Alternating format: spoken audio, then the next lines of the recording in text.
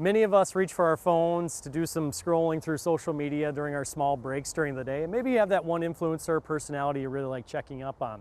We met up with one Minnesotan whose passion for the outdoors and especially fishing has led this hobby into a career.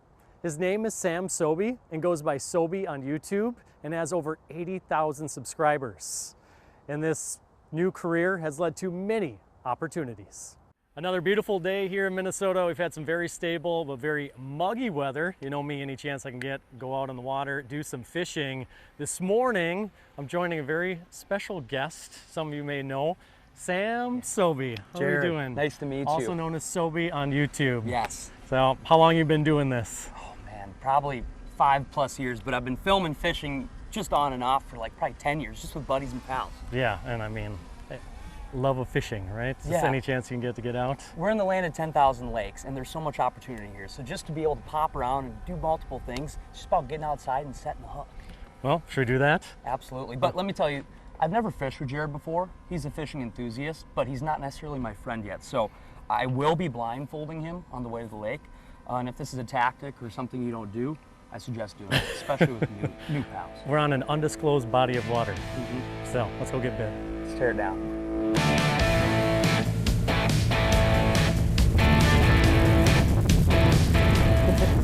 All right, Jared, you can take the blindfold off. We've arrived at spot number 1. So we've made it out to your spot, and we're talking about how you go about picking, you know, a place to shoot a video and produce content. Maybe just kind of walk us through. Yeah. What you're thinking. It's almost like, I feel like living in Minnesota, it's almost a double-edged sword. Like, if you put a lot on. You can keep Just telling us. rudely interrupted. Yeah. It's a double-edged sword because, like, you can put a lot of time in the water and find honey holes, but there's always more water to explore.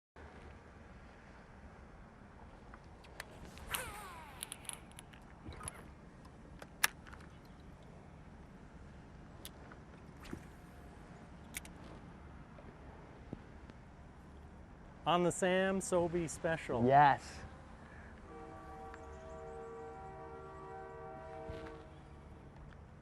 Oh, you see that one bust right there? I didn't. We're gonna whip it right there.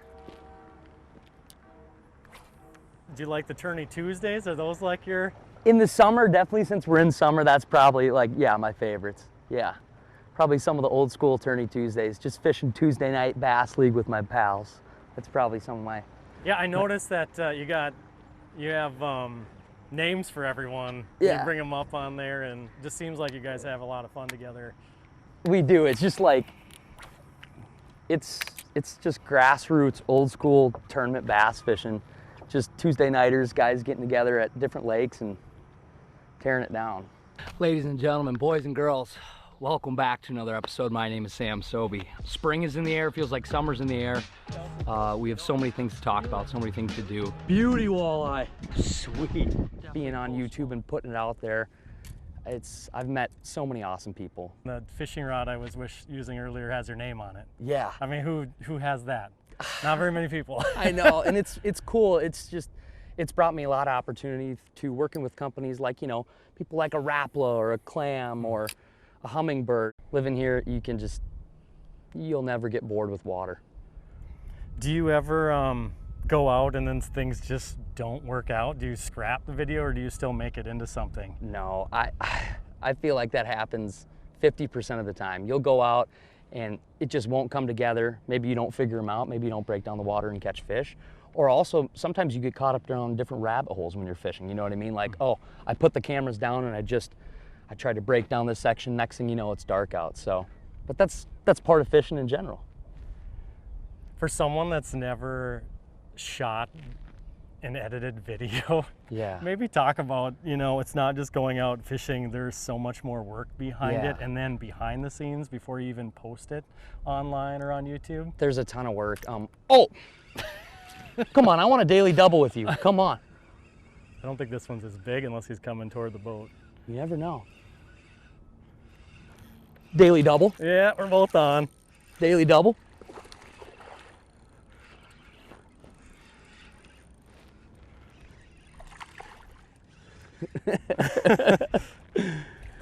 That's what it's about. That's what it's about. Well, do we double net them? Should we double net them? Do you want me to go grab it? Or do we just grab them? I think we got to try to grab it here. Or are you going to flip? Oh, yeah. Oh, yeah.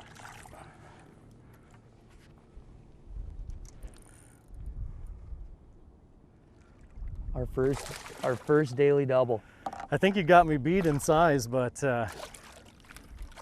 still both beautiful Come here, buddy. fish here. Come here, buddy. Yeah. A daily double. That's what it's about. All right. Oh.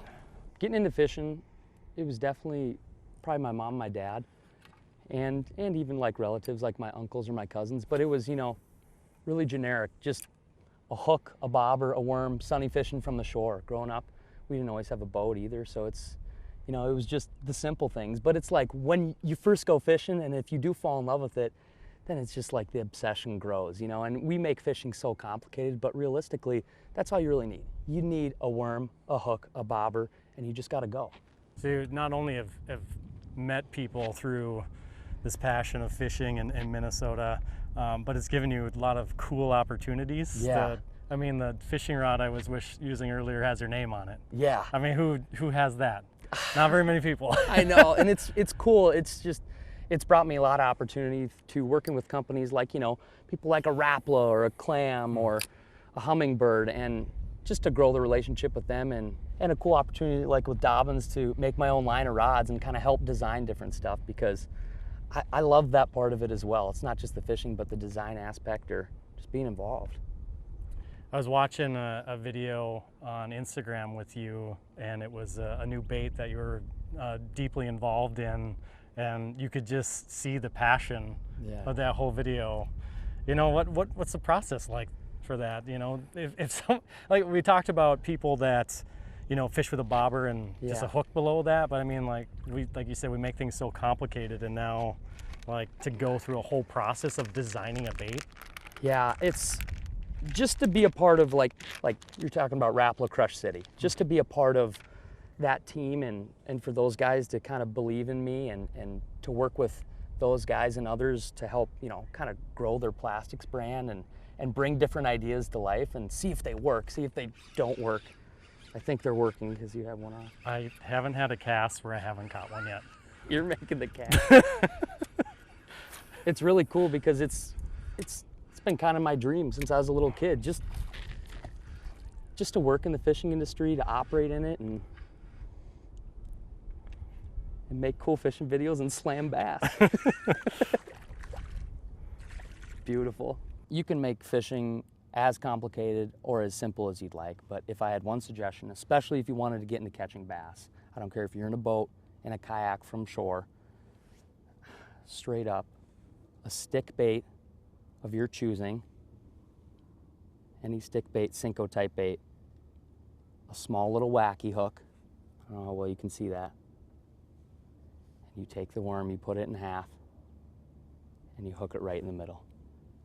Coast to coast, from Florida to Minnesota, this is an absolute certified bass catcher. So that's what I would suggest. And more so than anything, just go. Just go. If you're going for panfish, a bobber, a hook, and some worms. If you're going for bass, a wacky rig stick bait. And just go, because you never know what you're gonna find. All right, so I gotta ask, just being a meteorologist, how much does the weather play an impact just on what you're doing on a daily basis or on tournament fishing? A lot, like 2 different ways. I feel like I'm always watching weather because, like, I'm a fishing geek, right? But then I'm also always watching weather because, like, if the wind is ripping and it's raining and it's storming, like, you can't film in that, but you'll still fish in it. So I don't know. How much is it? How much do you watch it? I'm living it every single day. But I mean, like when you're going fishing, like, oh my gosh, like when you're not working, will you just not even watch the weather and be like, I'm just going fishing? A lot of it is just like, I got to go either way. But if I do have a day off where I know it's planned, like, then I'm like days out. I'm like, all right, I know I'm going fishing next week on Tuesday. Yeah. Like then if I'm 10 days out, I'm watching what the wind is doing every single day. Like, all right, it's changed a little bit. Oh, it's holding northwest. I might switch to this lake, so, you know. Because it does affect it so much. That's cool. Setting the hook doesn't get old, and that doesn't change. And if it doesn't make you smile and fire you up, then maybe fishing's not for you. Take up golf.